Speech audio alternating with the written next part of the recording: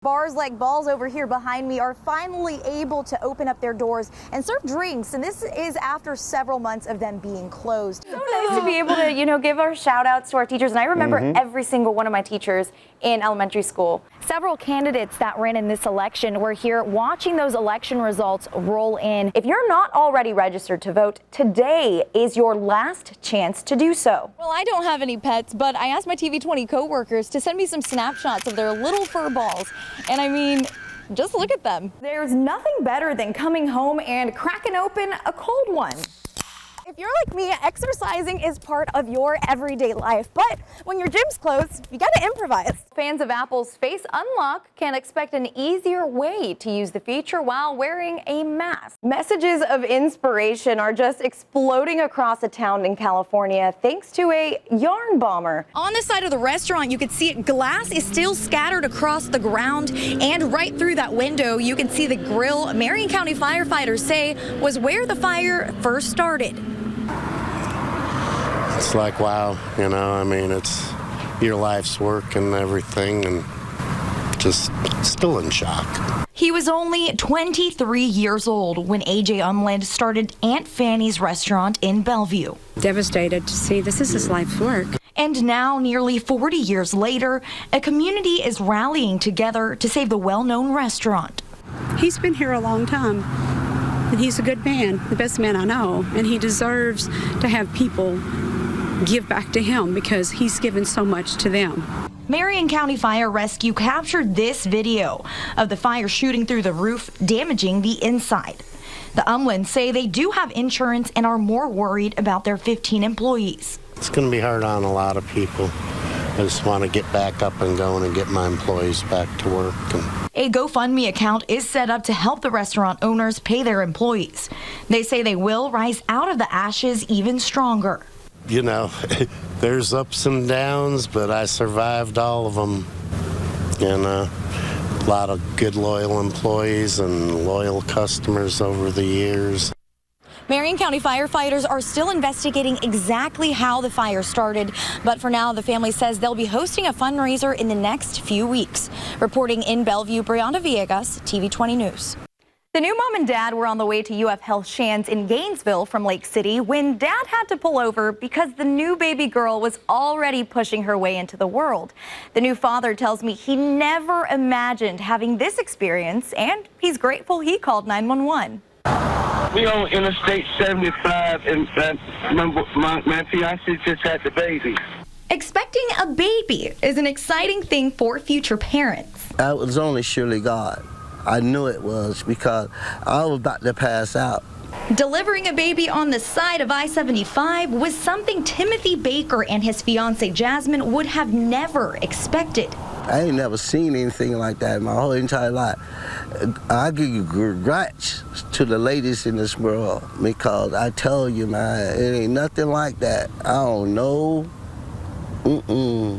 When Baker pulled over, he called 911.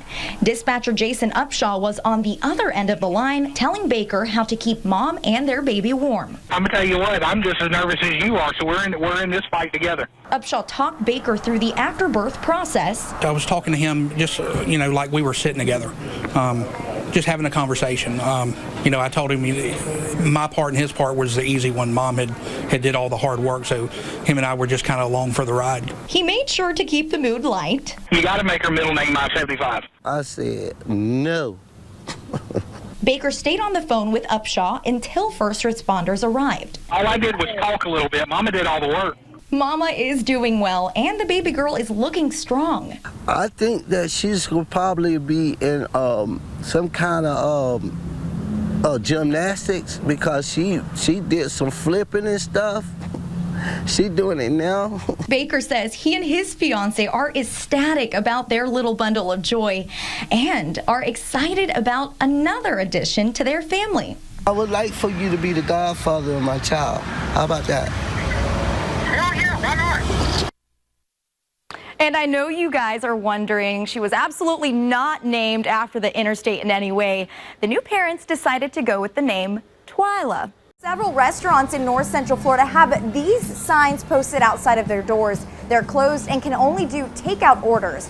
But bars in Gainesville, they're all closed, leaving many employees without jobs.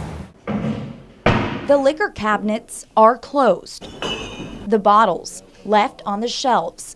It was kind of surreal, honestly, as we approached to the day that we realized that we did have to close. You started to notice that downtown started to get a lot more quiet. And now bartenders like Madison Jones, who worked at Madrina's in downtown Gainesville, It still kind of feels like a weird dream. don't have a job. I feel frustrated and helpless and pretty terrified for my business and the businesses of all my friends, essentially, because everybody I know is in the hospitality industry. Palmieri says now is the time to support your local businesses that are still open with some restrictions. If it's within your means, I think it's a great thing to do. You know, you can get takeout, and that's a safe way to get some food. There is some financial help out there. I think we're going to need help in the order of, you know, taking care of our rent and our employees. Like the emergency bridge loan program for small businesses and unemployment compensation I think the biggest thing is all of us banding together as a community. to bring in a bit of revenue. Madrina's is selling rare bottles of beer, wine, and spirits. When you project it out over 30 days, 45 days, 60 days, you're putting a Band-Aid on a gunshot wound, and it's just not going to be enough. But Palmieri and Jones say they're taking it day by day. It's the best that we have right now, is for all of us to stick together, and with that comes opportunity for creativity and opportunity for innovation, and for us to kind of figure out, okay, what are these next steps?